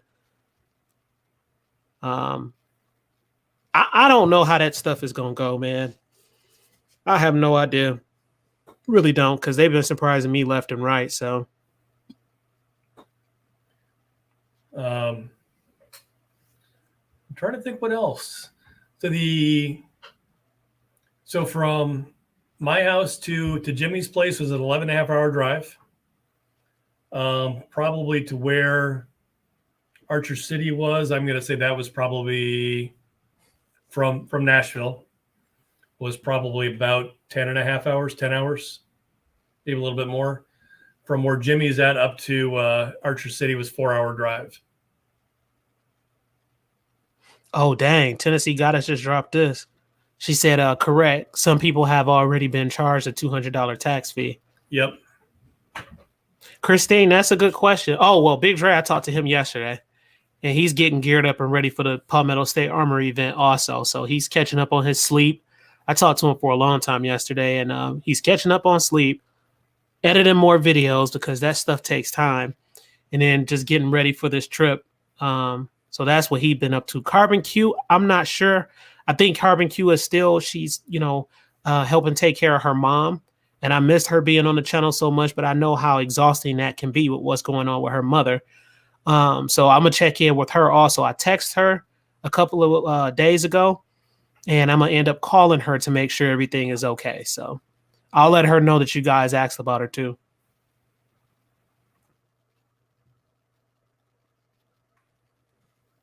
So, anybody got any questions? Throw the questions in, guys. Let us know. Mike he let us have it today. He gave us some very, very good information on that first hunt. Yeah, so that was effectively just the first experience out of it, and definitely would do it again. And if you've not hunted before, again, the animal that's in front of you that you're harvesting is a resource. It is a food resource.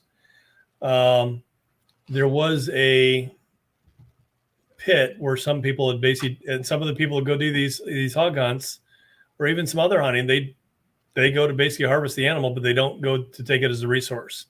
yeah, that's not cool, man. Not cool. I don't agree with that. I don't if you're either. Go take it, eat it. It's yours. Yeah. So the bigger of the two hogs had some, like I said earlier, did have some previous wounds to it.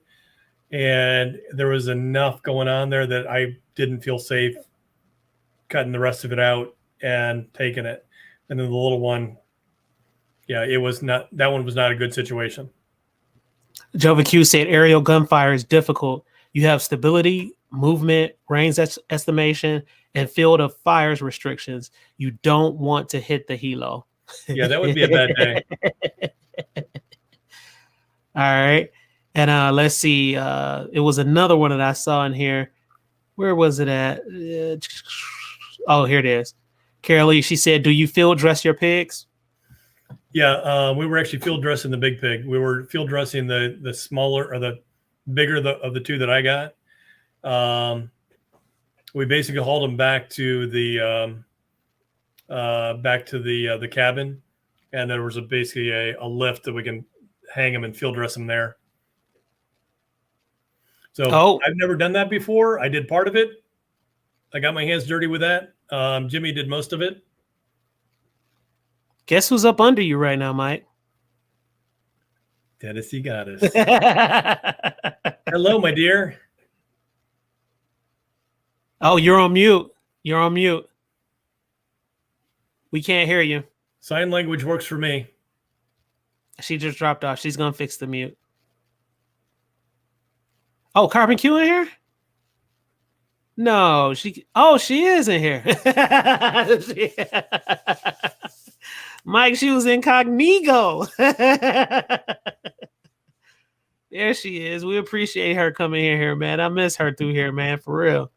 Welcome, Carbon. Yeah, man. I don't know why she come up missing. I'm mad at her. We got to talk to her.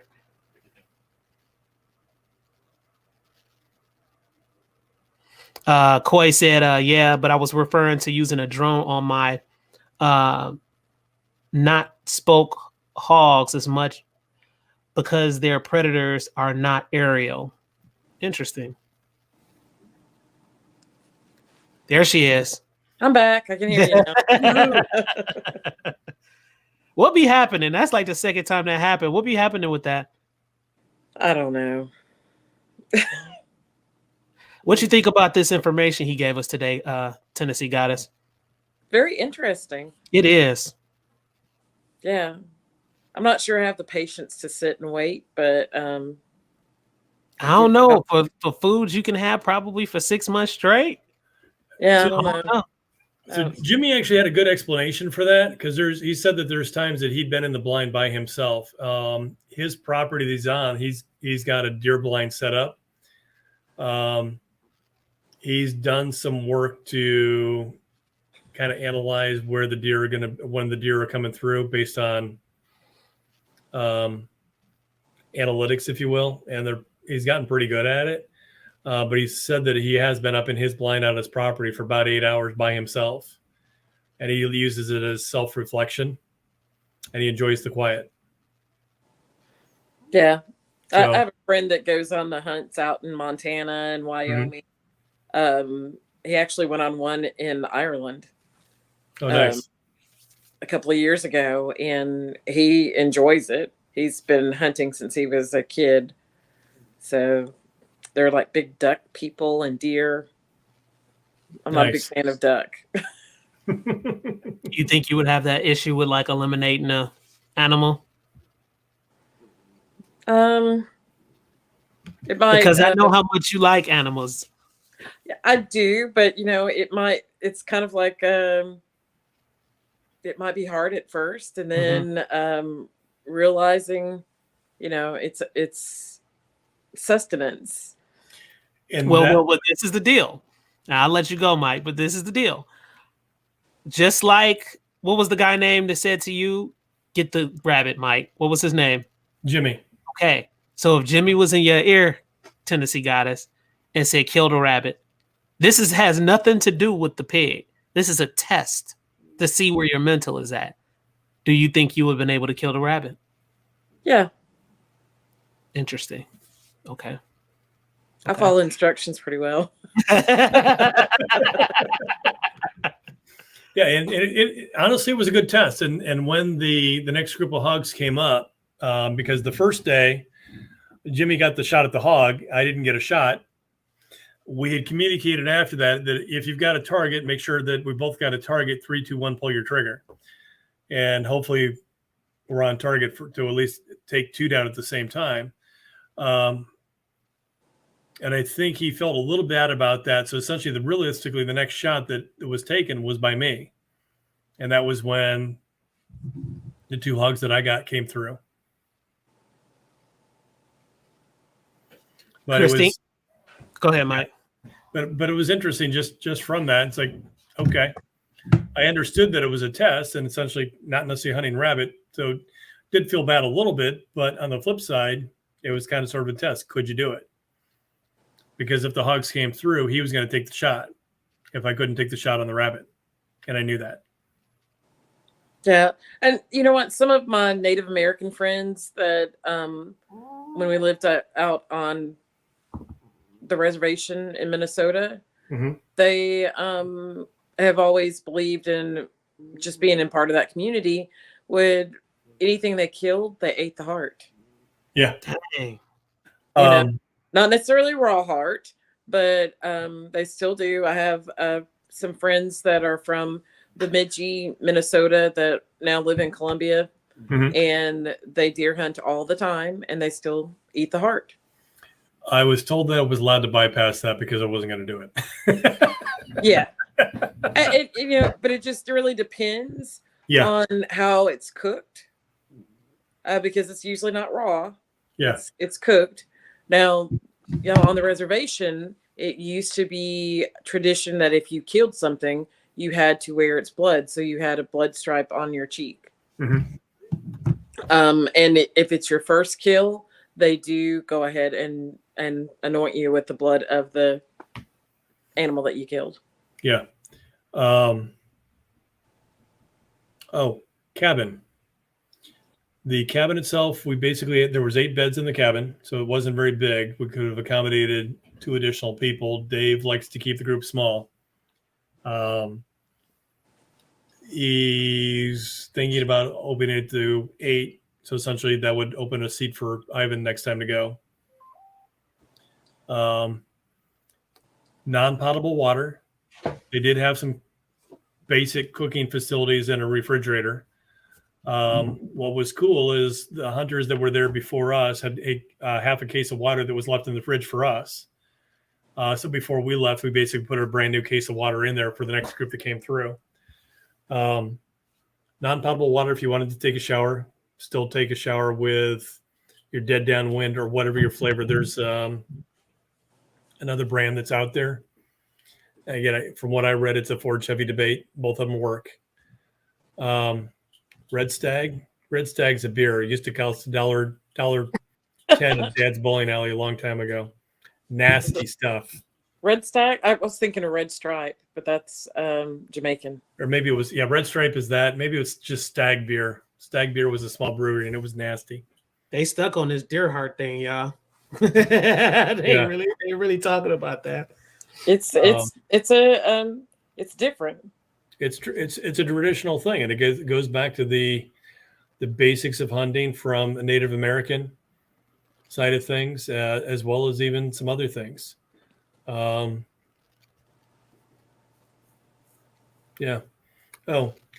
wise, I use Winchester Super X 180 grain. The scope is sighted in for that at 100 yards. Could I use other stuff? Yeah, it's going to do the job. It's $30 for a box of 20. It's $1.25 a round. I think that's what it is, $1.25. The rifle was loaded with one in the chamber and the safety on, walking out, and then basically had a box of ammo in my backpack that I took out. So when I needed to reload, I had to hit the box up.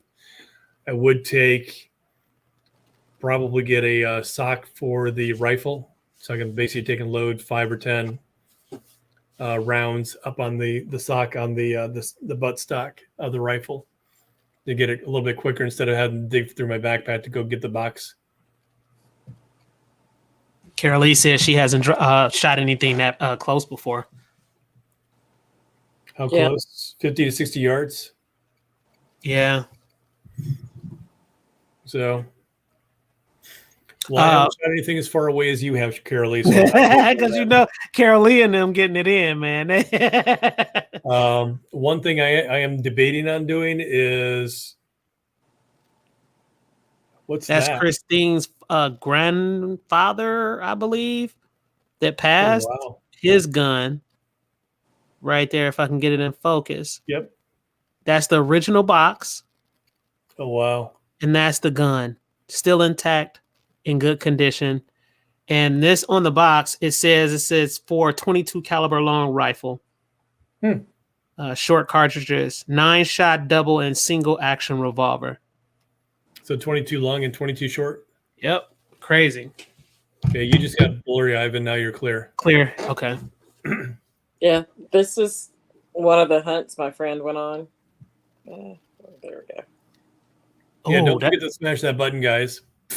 Not that button. I don't care. And they can hit that button too. And Mike, use the finger, smash the button. Just not that button. That button, not that one. Exactly. But yeah. She doing big stuff. Look at that, y'all. Look, Tennessee got his mic. Yeah. On that note, impressive. I'm debating on replacing the factory stock off the Patriot Predator with an MDT Tactical Oryx frame. So frame itself is going to, I think it's $430-ish, and then plus the magazine to go with it. But then I can go 10 or 20 rounds, I think, or up to 25.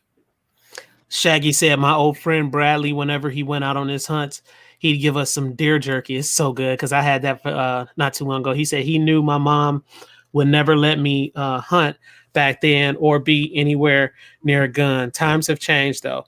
Real talk, because my mother feels the same way about guns, too. She doesn't like them at all. Yeah, Mom doesn't like guns even to this day. Jovi Q said you could also convert your rifle to take magazines. Yeah. Yeah. My friend has won many of chili cook-offs. He's a Marine, and he makes deer chili. I bet you it's the bomb, too. Yeah. Everybody likes it. I've never had it, and I've known him for over 35 years. Jovi Q said MDT are good to go. Yeah. The Shaggy Rifleman said, all right, y'all, I got to bounce for the night. Stay safe. Everybody, God bless. See you, bro. We appreciate you coming through, man. Make sure you join us on Sunday. We got another good one coming for you. Gonna keep the surprises coming. Oh, somebody's liking stuff I posted. Let me turn this off. Your Instagram? No. On the review to the WMP. Oh, good. Very good. My comments. Let's see. Good night, Shaggy Rifleman. Yes, Nathan said good night. Good Night, night, Shaggy. Well, guys, we got all the comments out the way, Mike, it looks like. They were really really responsive tonight. I had to keep up with the comments, man. It was rip down there. So they were doing a pretty good job. Tennessee Goddess, we appreciate you joining us tonight. Sunday's Gun Gossip, I'm going to keep it a surprise. We got something nice cooked up coming. Well, actually, Mike, we might not be able to do the Gun Gossip this Sunday. Drive fast, take chances. We'll be in. I think we might be able to be in, huh? Mm-hmm. Yeah. Okay. Let's make it happen. Yeah. All right. So we could talk about that review of the WMP. Say what, Tennessee got it? I said I'd join so we could talk about the review of the WMP. All right, that's the deal. Let's do it. Hey, whatever you want to do. It's a mobile gun gossip. Yeah, that's true. Yeah. So, that's true. All you got to say is coming in hot. Coming in hot. Coming in hot. That is very true. Just because of distracted driving and everything else, you have to decide who's going to be the pilot of the vehicle. Yeah, because Mike know I drive fast. And who's going to host. I don't know. I might let Mike drive. As long as he can handle a Challenger. I don't know if he can because he's driving that truck. I don't know. Tennessee got it. The cat just spoke. I know. The cat didn't like that. Seems like we ride. We ride. So the best ticket I never got was 147 miles an hour in a 55. Oh, damn. It's a little bit better even than that. This was 1990. I was working for a car dealership. We had the state bid for police cars. Do you see where this is going? I see exactly where it's going. Yes, I did have a demo that I was driving. Yes, it did have red lights and blue lights in the back deck, in the back window, and in the grill. And yes, the headlights went back and forth like this. Oh, and it did have a siren too. And yes, all of them were on. All right. We'll see. So Tennessee Goddess, I think somebody's trying to figure out what we're doing on the next Gun Gossip. She said, "Let the ladies run the show." Hey, I'm gonna have to give y'all ladies' night anyway, so that's coming up. That's gonna be part of the show. I'm gonna just have to figure out how I'm gonna do this, but we're gonna have some heavy hitters out here on ladies' night. Ladies' night, you know, we gotta have Tennessee Goddess, automatic. We gotta have Carol Lee, automatic. Gotta have her in the house. Gotta have Christine in the house for sure. Who else am I missing, Mike? Who else am I missing? Oh, Carbon Q. Carbon You Q. know she gotta be. She has to be that night. Who else, Mike? Anybody else? Yeah, ladies' night. So essentially 2 for 1 drinks. Yeah. Invite Brandy again. Yes, Brandy. and Brandy. Absolutely. Yeah, I'm glad you said that. Gotta Yeah. get Hey, Brandy back on the show. Hey, we need to get over to High Caliber so I can pick up my my Quackenbush. Hey, so Tennessee Goddess, is that something you want to do? You want to do ladies' night? I probably can. It's up to you. Yeah, we can do a ladies' night. Oh, Mike. Yeah. We kind of talked about having my We about to see how this goes down, boy. We about to have the heavy hitters out here. It'll be heavy hitters. It'll be very organized, very structured, and very complete and done. It will. And we're gonna see how they operate. I can't wait. It may not be complete and done. We may just go on for 3 hours. Oh. Uh-oh. Yeah. Well, you know what I'm gonna do? I'm gonna do one of these numbers.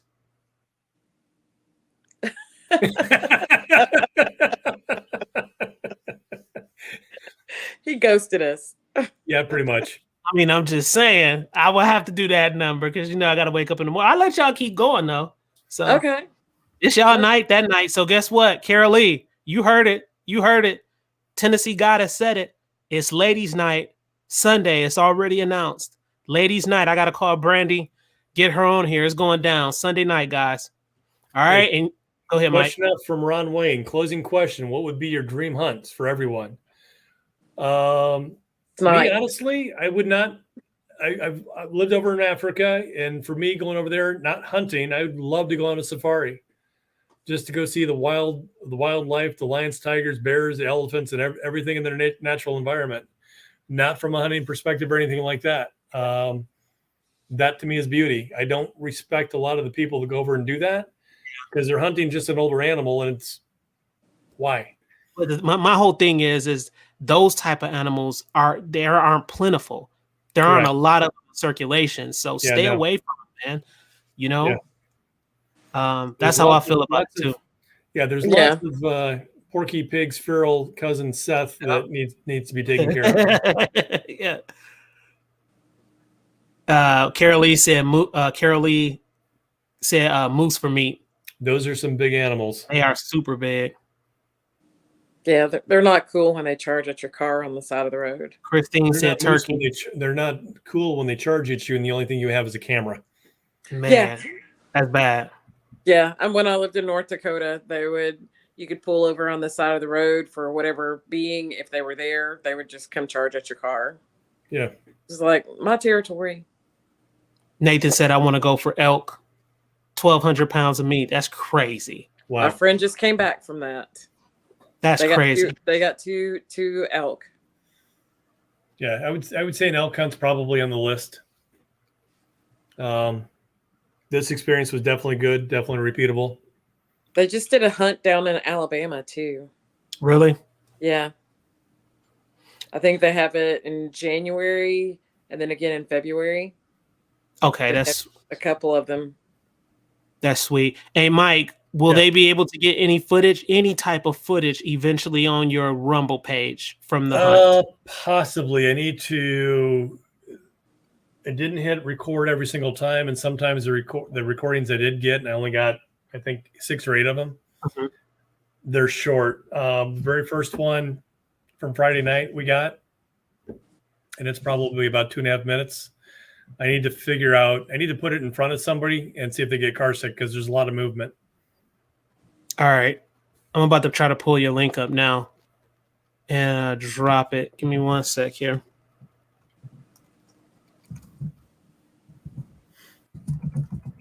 Purple Skies Fly, right? Yep. Or is it, yeah, Purple Skies Fly? Yeah. Purple skies fly 83 times around the planet and counting. All right, let's see. I wonder, see, the thing is, I can't pull it that way. Anymore. Are you able to drop the link, Mike? Yeah, let me pull it up here real quick.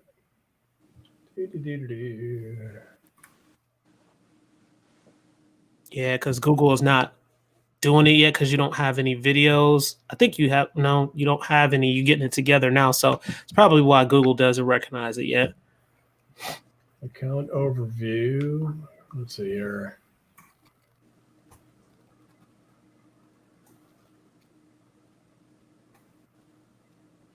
Jova Q said Alaskan backcountry primitive hunt. There's some big animals up there that'll eat you, and they'll never find your bones.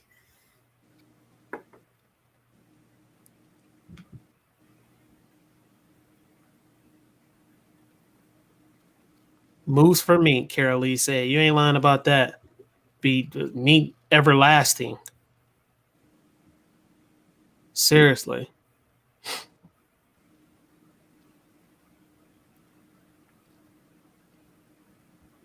Christine said, Kitty agrees. Lady runs the show. She does. Oh, we'll see. We'll see how organized this is going to be. So I will make sure the Munch is here available with the camera running so she can participate. Pressure's on. The pressure is. Look, Tennessee got us like the pressure's on. Yeah, guess what? Challenge accepted. It's never, but that's the beauty of a live Tennessee Goddess. It's not going to be perfect.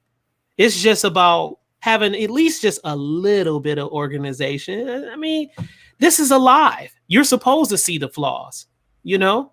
If you want to see some perfection, then go to the videos that I edit. I take out all the flaws. But but alive gives you raw and uncut everything pretty much. So that's the beauty of it, you know?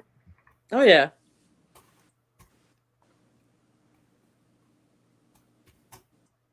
Okay, Carol Lee said, Goddess, ask Ivan for my number. Yep. All right, I'm going to send that right over to you now, Tennessee Goddess, okay? Cool. About to get it now. Look, they already getting organized, Mike. Yeah. It's going to be done and it's scheduled and the whole thing's going to be before we get out here. Are you laughing at that comment? What? Look at that last one. Let's see. The last time I went out hunting, I found Tennessee Goddess, and I ain't been out hunting since. Warren, you are a good man. Okay. Carol Lee said, we got this. Yeah. Bonus points, Warren. All right, here it comes. Tennessee Goddess. I'll send it right over to you. Okay. Boom. I just sent it. My phone's on mute right now, so I'll get it after. Okay. I sent it to you. All right, Ron. We out of here, Ron. And guess what? We're out of here too, guys. So I got to get ready for work. One day, again, like I always say, you know, I'll be able to do this full time. I won't have to worry about that and I can stay on. But guess what? It is time to go, guys. And the music just dropped. And I don't know why, because that just messed up everything. But guess what? Yeah, there we go. All right, guys. We're out of here. Gun Gossip Sunday nights, 8 p.m. Mike, the gun alert guy, has dropped the bomb today. He has dropped the bomb on the hog hunt, gave us the information that we needed, guys. And take it as you please. We got another one, great one coming up this Sunday, featuring and starring Tennessee Goddess. Yes, with Ladies Night. It's about to go down, guys. So we appreciate you all coming through to the channel. If I missed any comments, I apologize. I'm getting sleepy. It's time for me to hit the pillow. And guess what? I'm out. Peace out. Good day, y'all.